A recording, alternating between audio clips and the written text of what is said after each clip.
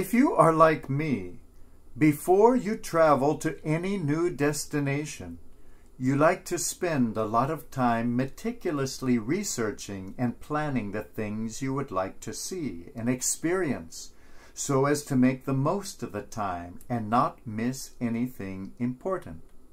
I, for one, like to read books about a particular area and learn about its history and language and culture.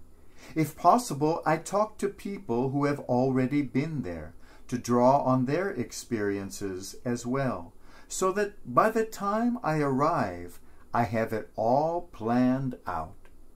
Or I think I do.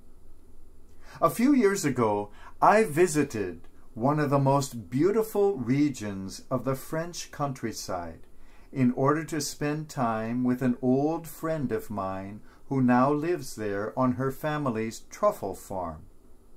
As usual, I knew exactly what I wanted to see, and she knew exactly what she wanted to show me.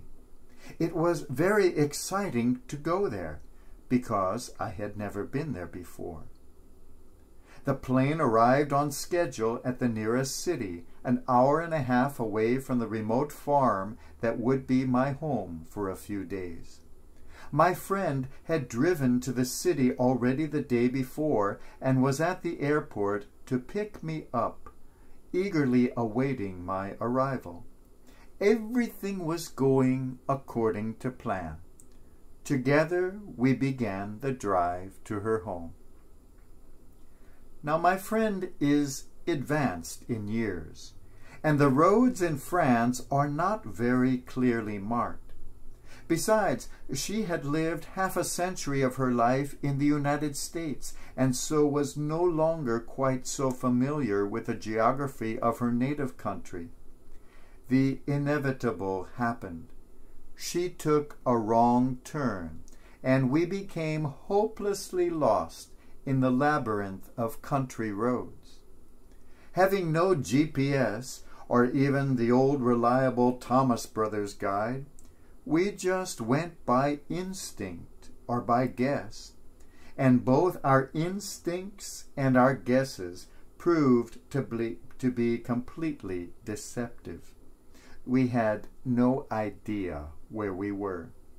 Several times we stopped at farmhouses for help, and like country people everywhere, the inhabitants were extremely hospitable and helpful, letting us taste their homemade delicacies of both the solid and liquid variety, and setting us for the time being in the right direction, until the next fork in the road plunged us back into hopeless confusion.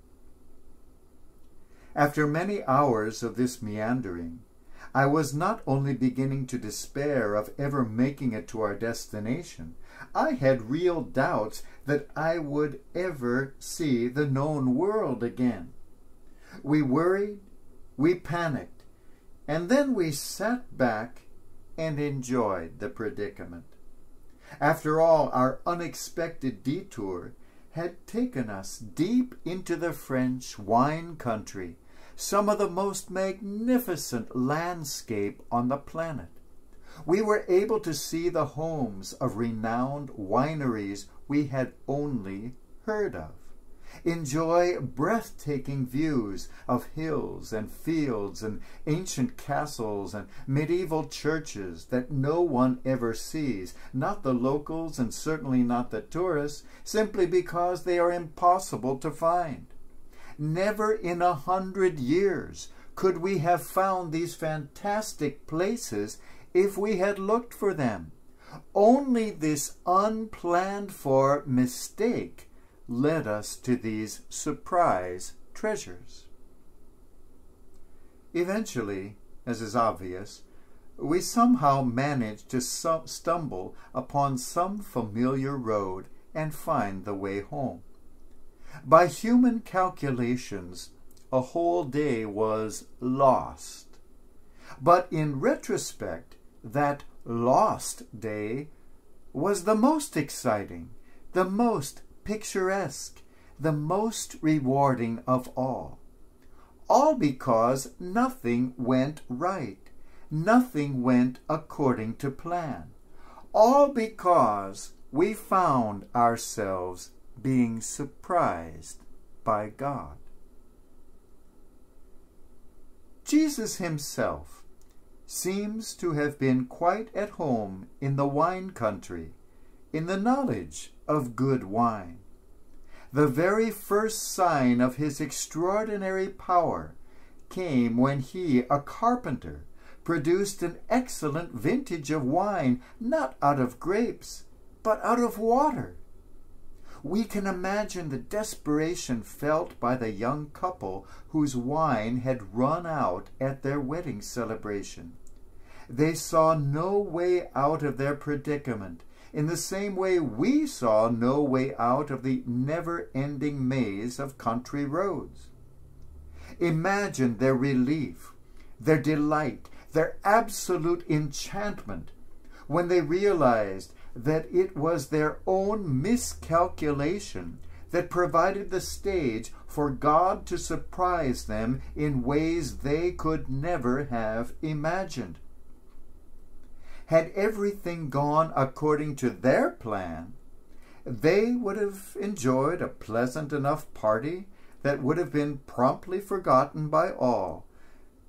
Because their plan failed, they were able to be shown new wonders and became the most famous newlyweds in history.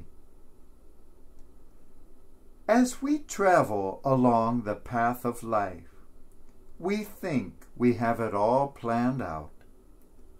We think we know what roads to take, what bottles to open, what life to live.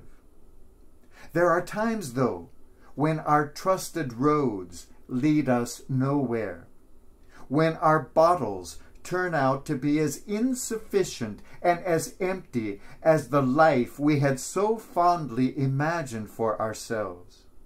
There are times when we find ourselves as lost as I was in France, as empty-handed as the couple in Cana, as frightened and desperate as the majority of humankind.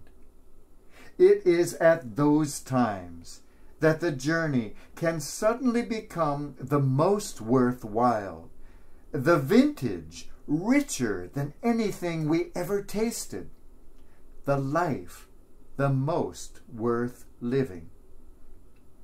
For it is at those times that God can bring us to places we never dreamed of, turn our water into wine, give new direction and meaning to our life.